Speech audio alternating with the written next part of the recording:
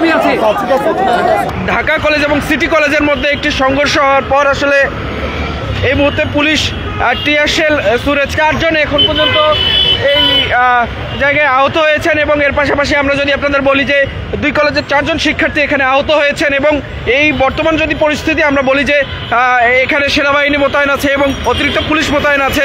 Science lab মোড় দিয়ে আসছেন, প্রত্যেকেই কিন্তু আসলে আগুন জ্বালিয়ে এই ধোঁয়া নির্বাপনের চেষ্টা করছেন। দর্শক, আমরা যদি আপনাদের বলি এই মুহূর্তে আমি সায়েন্স ল্যাব মোড়ে অবস্থান করছিলাম এবং আপনাদের দেখারও চেষ্টা করছিলাম এই বর্তমান পরিস্থিতি। যদি আমি আপনাদের বলি যে এই জায়গায় এখন থমথমে পরিস্থিতি বিরাজ করছে। সিটি কলেজ এবং ঢাকা কলেজ এই 2 সাইডে কিন্তু আসলে রণক্ষেত্রের মতো পরিস্থিতি হয়েছে।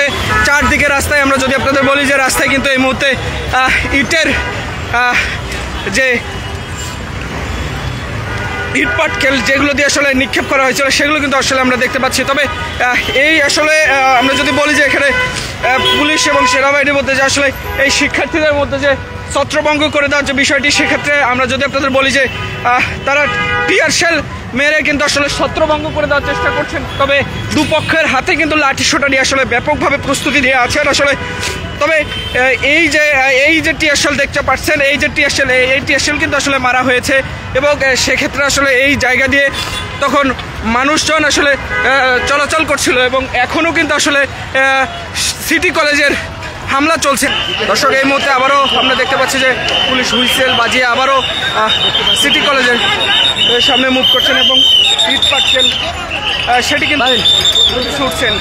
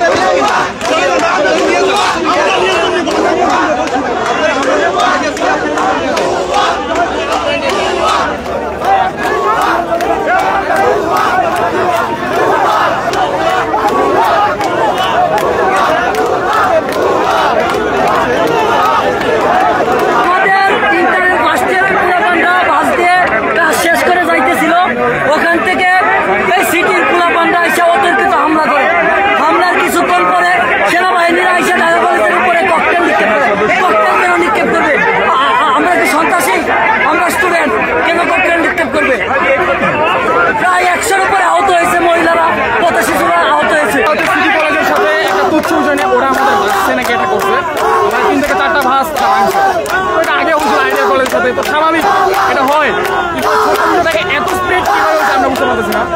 তো এটা হাওয়া পাল্টা দেওয়া থেকে এই পর্যন্ত আসছে পুলিশ, তারপরে সেনাবাহিনী সহ আমাদের ক্যাম্পাসের ভিতরে। আমি আজ পর্যন্ত ক্যাম্পাসে আছি, এটা কখন আমি দেখি নাই। ক্যাম্পাসের ভিতরে পুলিশের টিয়ারশেলে কি আপনাদের শিক্ষার্থীরা আহত হয়েছে নাকি অন্য কোনো কারণে আমরা এই মুহূর্তে বলতে পারতেছি না, কারণ তার টিয়ারশেলটা মাত্র তারা একটা করছে। বাট আমরা ভিতরে গেলে বুঝতে পারবো। বাট আমি যেটা দেখে আসছি ভিতর থেকে অনেকে আহত হয়ে পড়ে আছে। যে আমাদেরকে মাঠের মধ্যে এক পার্টি এখনো পাঠানো হয়েছে ঢাকা মেডিকেলে, এখনো যাচ্ছে। আর ঢাকা মেডিকেলে আনুমানিক কয়জনকে পাঠানো হয়েছে? আনুমানিক 50 জন তো হবে। আনুমানিক সামাল দেওয়ার চেষ্টা এখানে আমার কোনো স্টুডেন্ট হয়তো আমাদের সেনাবাহিনী সবসময় আমাদের সাথে আমাদের কোনো বিরোধ ছিল না, থাকবেও না। এটা একটা মিসআন্ডারস্ট্যান্ডিং, এইটা আমরা সমাধান করছি।